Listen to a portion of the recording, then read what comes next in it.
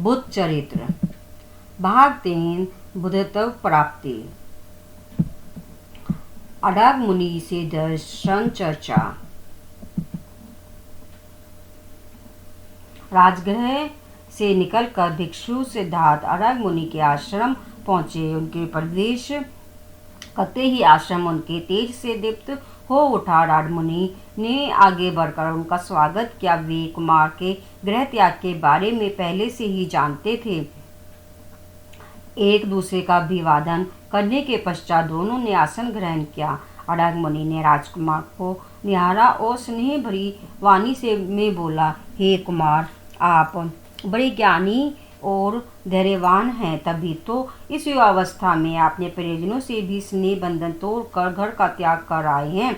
आमतौर पर से तो सभी राजा सुख वैभव भोग कर वृद्धावस्था में राज्य अपनी संतान को सौंप कर वनों में आते हैं, किंतु आपने तो इस अवस्था में ही सब कुछ त्याग दिया है।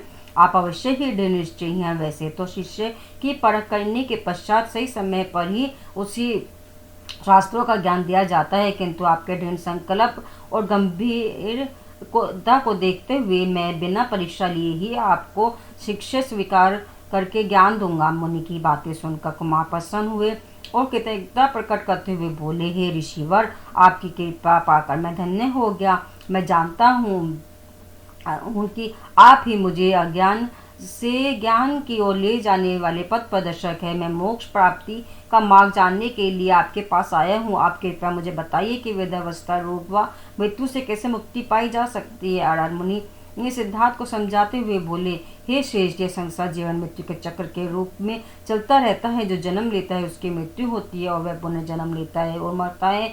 इस अवगमन के चक्र में फंसने का कारण अविद्या है। संसार में 5 अविद्या हैं, आलस्य, काम, क्रोध, मोह तथा विषाद। तत्व ज्ञान प्राप्त करके ही आत्मा इस अवगमन के चक्र से मुक्त होती है और अमर पद प्राप्त करती है। कुमार ने पूछा, हे मुनिवर, अमर पद को प्राप्त करने का क्या उपाय है। अडाग मुनि ने कुमार के अनेक मार्ग बताए और कहा कि इन्हीं सिद्धांतों का पालन करके वे मोक्ष को प्राप्त कर सकते हैं। प्राचीन काल में अनेक ऋषि मुनि ने इसी मार्ग का अनुसरण करके मोक्ष प्राप्त किया था। मुनि के सिद्धांत कुमार को संतुष्ट न कर सके। वे बोले, हे मुनिवर, आपने मानव के कल्याण का उत्तम मार्ग बताया, किंतु यह मोक्ष नहीं है। आत्मा के अस्तित्व को मानने का अर्थ है अहंकार को स्वीकार करना।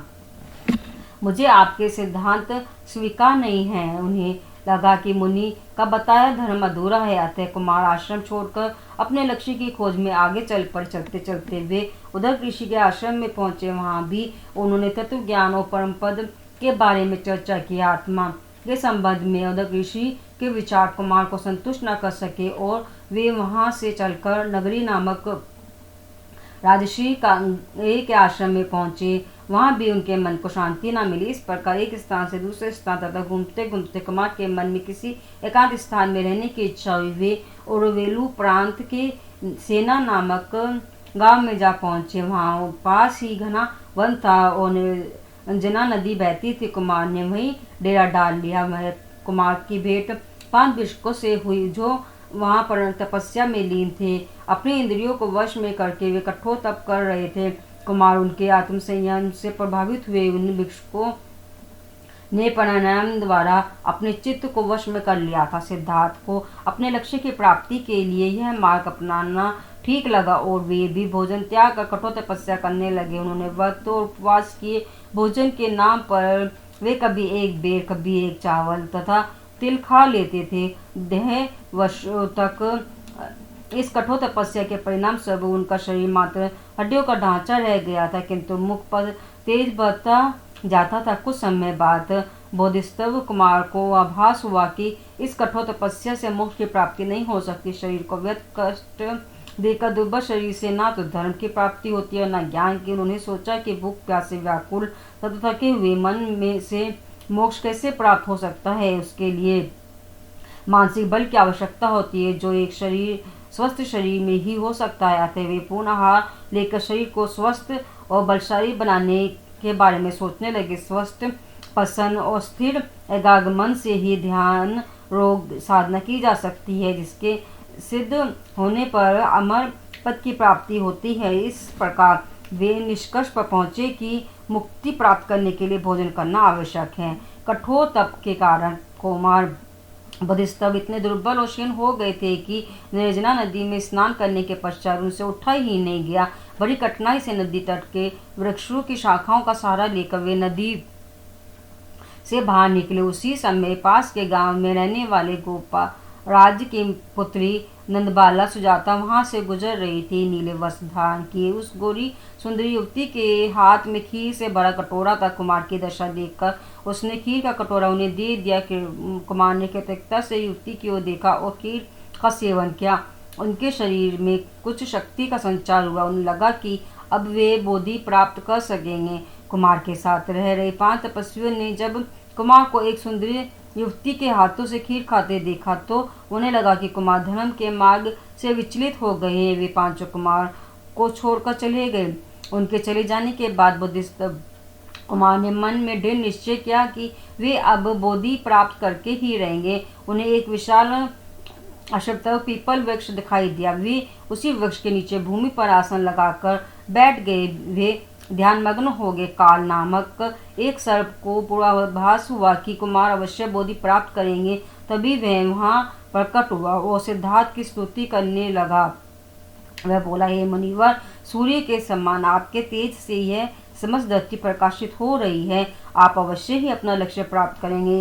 हे कल नैन, जिस प्रकार मन मंद पवन प्रभावित हो रहा है, जिस प्रकार नीलकंठ पक्षी आकाश में आपको चारों ओर घूम रहे हैं, उससे लगता है कि आप अवश्य ही बुद्ध तो बनेंगे। काल सर्प की स्तुति का बोधिसत्व कुमार पर गहरा प्रभाव पड़ा और उन्होंने एक तिनका हाथ में लेकर उठाकर प्रतिज्ञा की कि जब तक उन्हें ज्ञान की प्राप्ति नहीं हो जाती तब तक उससे आसन से नहीं उठेंगे। ऐसी प्रतिज्ञा करके कुमार ने समाधि लगा ली और सभी देवता प्रसन्न हो उठे। चारों ओर अद्भुत शांति छा गई।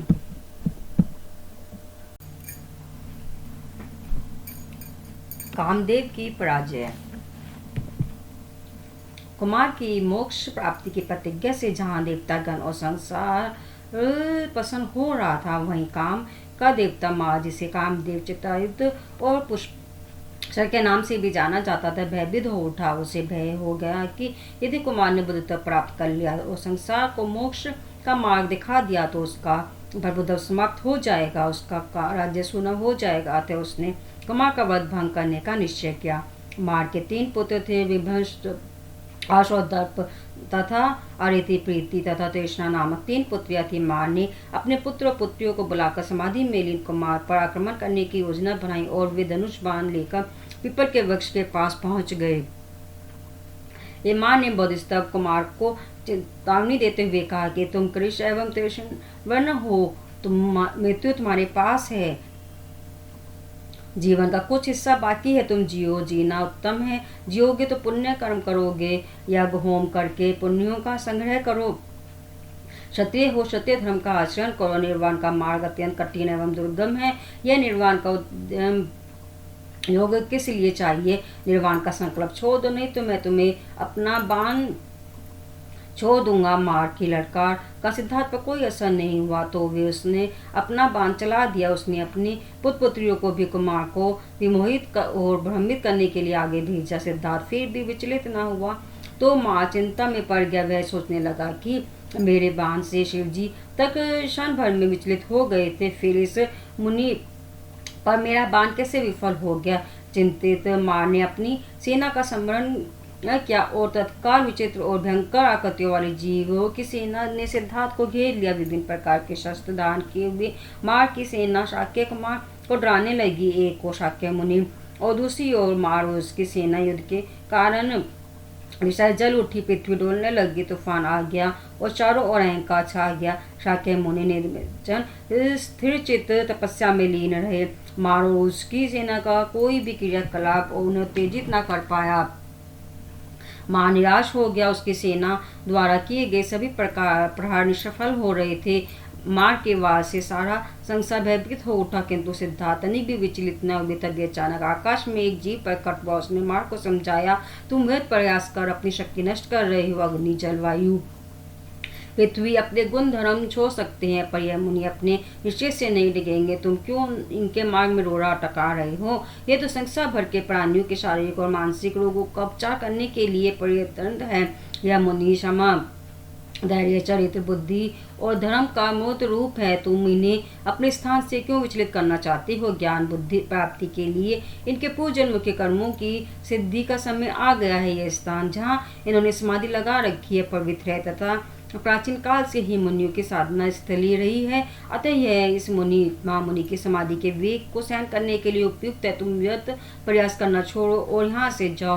हे मार, दुखी मत हो, शांत हो जाओ। मार उस जीव की बातों ये सुनकर तथा अपनी असफलता से हतोत्साही होकर वहां से चला गया। उसके साथ ही उसकी सेना भी वहां से भाग गई। कुमार ने मार पर विजय प्राप्त कर ली थी। उनकी विजय से चारों ओर वातावरण निर्मल और शांत हो गया। आकाश में चांद निकला आया और मन मन सुगंधित हवा बहने लगी। सभी दिशाएं जगमगा उठी। आकाश से पुष्पों की वर्षा होने लगी। शाक्य मुनि बुद्ध हुए। मार और पराजित कर सिद्धार्थ को पुण्य ध्यान लगाया। धीरे धीरे सब कुछ साफ होने लगा। रात्रि के प्रथम प्रहर में बुद्ध तब कुमार ने अपने पूर्ण जन्मों का संबंध किया। अतीत के दृश्य उनके सामने आते रहे। सहसों जन्म, फिर मृत्यु और उनके जन्मों में किए गए कर्म। कुमार ने अनुभव किया कि सारा संसार सारहीन है, मिथ्या है, खोखला है, बिल्कुल किले के तने के समान है। रात के दूसरे प्रहर में शाक्य मुनि को दिव्य दृष्टि मिली। उन्होंने प्रत्यक्ष रूप से प्राणियों को अच्छे बुरे कर्म करते हुए उनके कर्मों का फल भोगते देखा।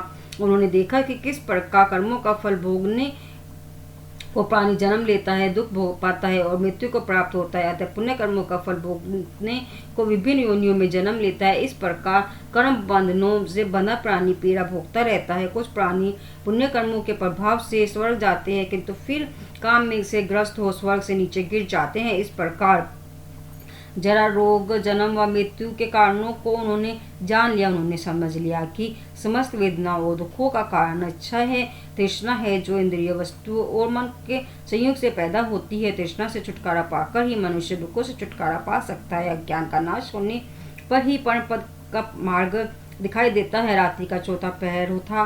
कुमार को